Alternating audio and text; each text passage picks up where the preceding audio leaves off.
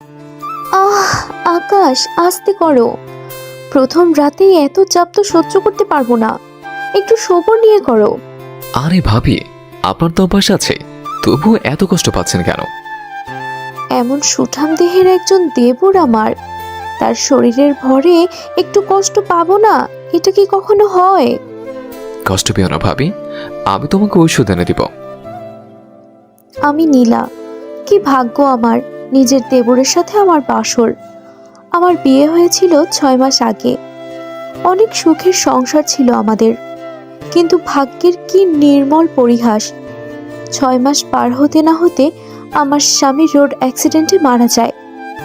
আমি ঘরের লক্ষ্মী বউ ছিলাম বলে না, আমাকে আর এ বাড়ি ছেড়ে কোথাও যেতে দিল না আমার শ্বশুর শাশুড়ি। আমার দেবরের সাথে বিয়ে দিয়ে দিল, আর আমার আজই বাসর। এখন বাস্তবে আসি। ভাবি, আসবো? আসো, ভেতরে আসো।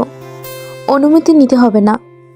হাজার হোক, আপনি আমার ভাবি, অনুমতি না নিয়ে কি ভিতর আসতে পারি?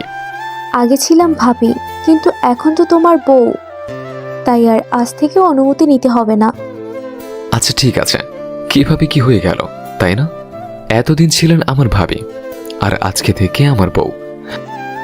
হ্যাঁ, সবই ভাগ্যের পরিহাস।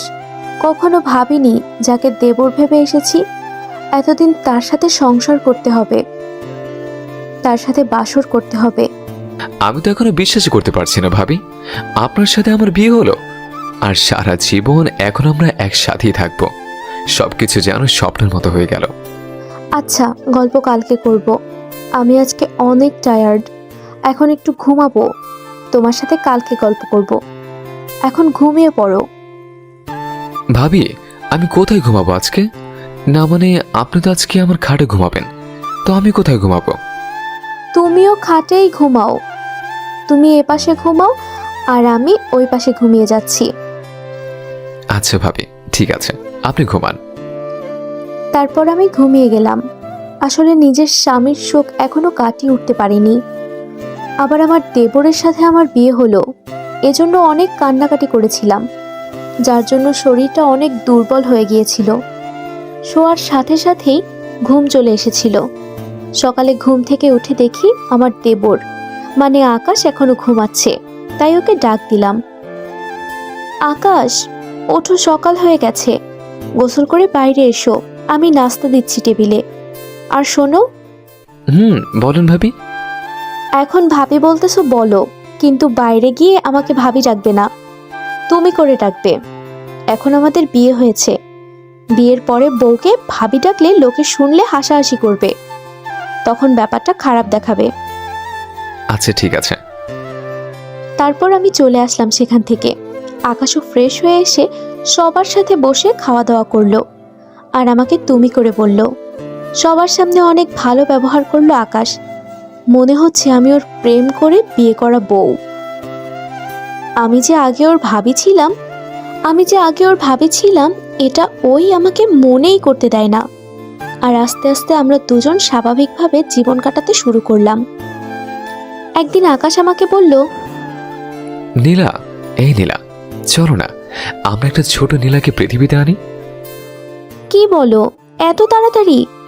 আমাদের বিয়ের তো এখনো 1 মাসই হলো না। না হোক, আমার দেরি সহ্য হচ্ছে না, চলো না একটা নতুন নীলার জন্ম দিই প্লিজ।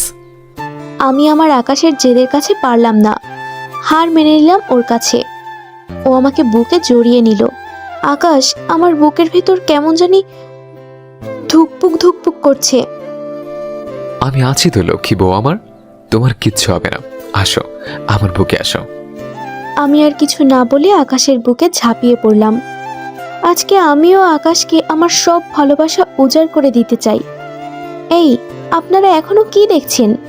এগুলো দেখতে হয় না, আপনারা চোখ বন্ধ রাখুন। আমরা এখন প্রেমের সাগরে ডুব দিব।